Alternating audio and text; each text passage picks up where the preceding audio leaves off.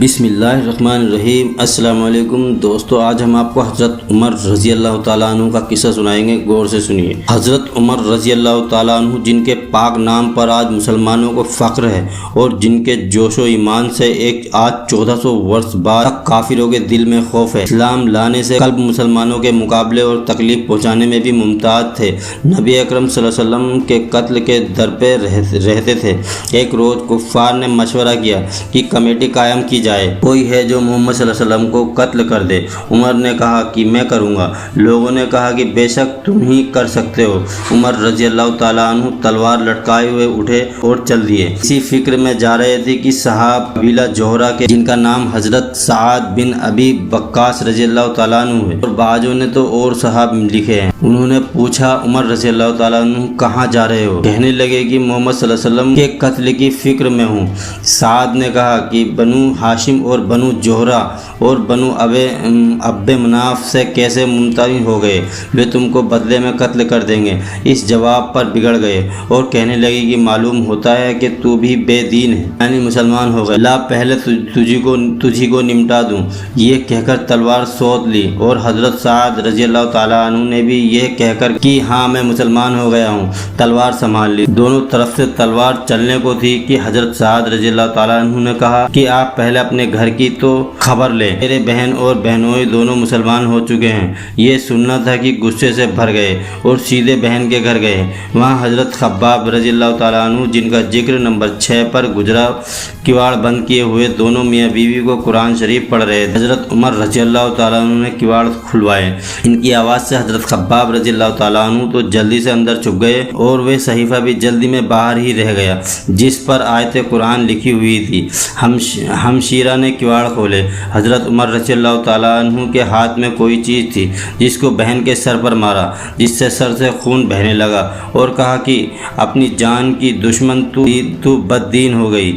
اس کے بعد گھر میں آئے اور پوچھا کہ کیا کر رہے تھے اور آواز کسی کی تھی؟ بہنوئی نے کہا کہ بات چیت کر رہے تھے۔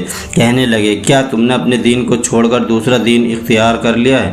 بہنوئی نے کہا کہ اگر دوسرا دین حق ہو تب یہ سننا تھا کہ ان کی داڑھی پکڑ کر کھینچی اور بے تحاش ٹوٹ پڑے اور زمین پر گرا کر خوب مارا۔ بہن نے چھڑانے کی کوشش کی تو ان کے منہ پر ایک زور سے تماچا مارا کہ خون نکل آیا۔ وہ بھی آخر عمر کی بہن تھی۔ کہنے لگی کہ عمر، ہم کو اس وجہ سے مارا جاتا ہے کہ ہم مسلمان ہو گئے ہیں۔ بے شک ہم مسلمان ہو گئے ہیں، جو تجھ سے ہو سکے تو کر لے۔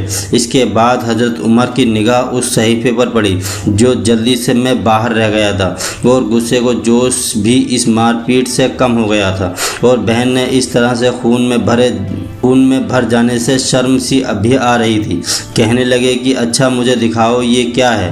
بہن نے کہا کہ تو ناپاک اور اس کو ناپاک ہاتھ نہیں لگا سکتے۔ چند اصرار کیا، مگر وہ بے وجہ اور غسل کے دونوں کو تیار نہیں ہوئی۔ حضرت عمر رضی اللہ تعالیٰ عنہ نے غسل کیا اور اس کو لے کر پڑھا۔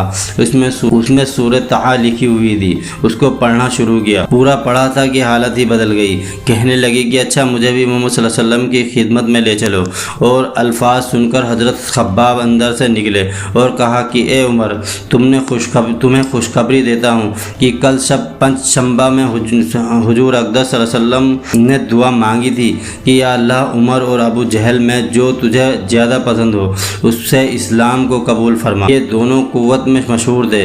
معلوم ہوتا ہے کہ حضور صلی اللہ علیہ وسلم کی دعا تمہارے حق میں قبول ہو گئی۔ اس کے بعد حضور صلی اللہ علیہ وسلم کی خدمت میں حاضر ہوئے اور جمعہ کی صبح کو مسلمان ہوئے۔ ان کا مسلمان ہونا تھا کہ کفار کے حوصلے پست ہونے شروع ہو گئے، مگر پھر بھی نہایت ہی مختصر جماعت تھی، اور وہ سارا مکہ بلکہ سارا عرب، اس لیے اور بھی جوش پیدا ہوا۔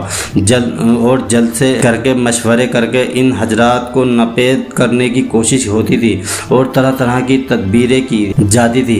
تاہم اتنا ضروری ہوا کہ مسلمان مکہ کی مسجد میں نماز پڑھنے لگے۔ حضرت عبداللہ بن مسعود رضی اللہ تعالیٰ عنہ فرماتے ہیں کہ عمر کا اسلام لانا مسلمانوں کی فتح تھی، اور ان کی ہجرت مسلمانوں کی مدد تھی، اور ان کی خلافت رحمت تھی۔ ماشاءاللہ۔